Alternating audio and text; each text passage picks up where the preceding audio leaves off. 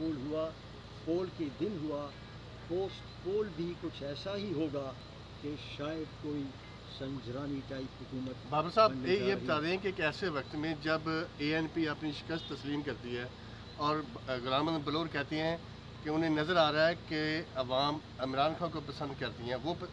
Opposition की एक बड़ी जमात है, और आपने अभी तक इलेक्शन कमीशन में अपनी शिकायत सेल में शिकायत भी रजिस्टर नहीं कराई, इस पर आप क्या कहें? मेरा ख्याल है कि आपका ये तबसरा कि हमने रजिस्टर नहीं कराई दुरुस्त नहीं है। 240 से ज़ायद शिकायत आज बाज़ाब्ता तौर पर वक्तन फ़वक्तन इलेक्शन कमीशन को जाती रही है। मेरे पास उनकी तफसीलात भी मौजूद हैं। तो हमने तो शिकायत की है और कहा उनसे कि आप इसमें देख लें और इसका अजाला करें, लेकिन उसका जवाब आज हमको मिल गया टेलीविज़न की प्रेस कॉन्फ्रेंस के ज़रिए कि हमारे पास फॉर्म 45 की कोई कमी नहीं है। इशू फॉर्म 45 की कमी या देशी का नहीं था, इशू ये था और ये है कि वक्त के ऊपर फॉर्म 45 दस्तखत करके क्यों नहीं दिया गया, क्या वजह थी, आपने क्यों वो मख्फी रखा,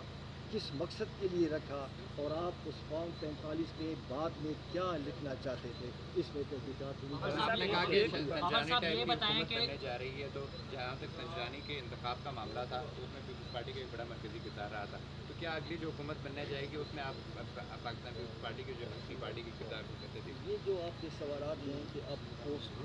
पोस्ट पोल के बाद कैसे हुकूमत बनेगी, मैं हकीकत ये है कि मैं अपनी तरफ से इस पर राय ज़रूर नहीं कर सकता, लेकिन मैंने आपको बताया कि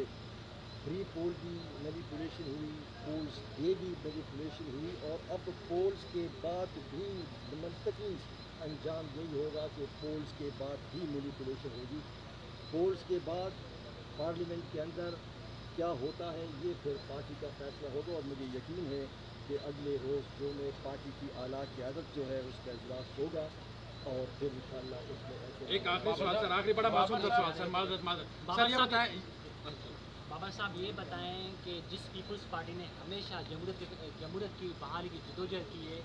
और आमरीत के खिलाफ उन्होंने इक़दाम उठाए हैं, आज कुछ मंजर सामने आया कि कुछ सियासी जमातों के जो उम्मीदवार थे उन्होंने अपनी शिकस्त कबूल कर ली। क्या पीपल्स पार्टी और जो दीगर जो जमहूरियत पसंद पार्टियाँ हैं उन्होंने जो है एक डिक्टेटर के सामने या जो आमरीत है उसके सामने हथियार फेंक दिए हैं? हथियार फेंकने का तो सवाल ही पैदा नहीं होता,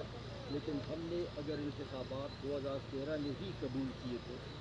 और क्यों कबूल किए थे, क्योंकि हम जमहूरी अमल का तसलसल चाहते थे,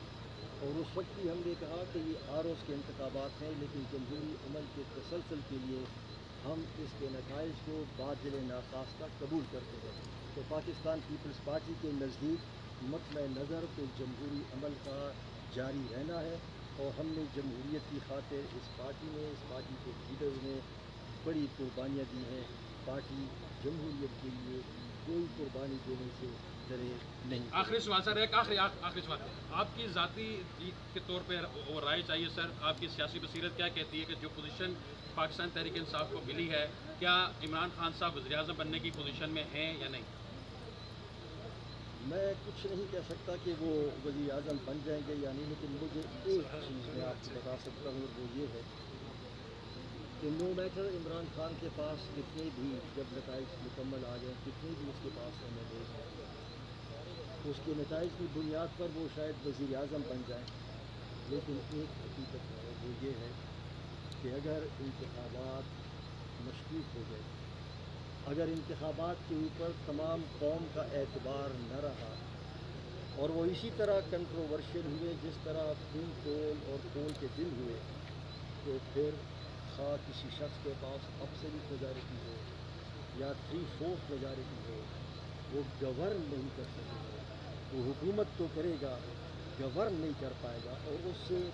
सियासी अदम इस्तेकाम पैदा होगा, और यही वजह है कि हम इस बारे में आवाज़ उठाते रहें। Thank you sir.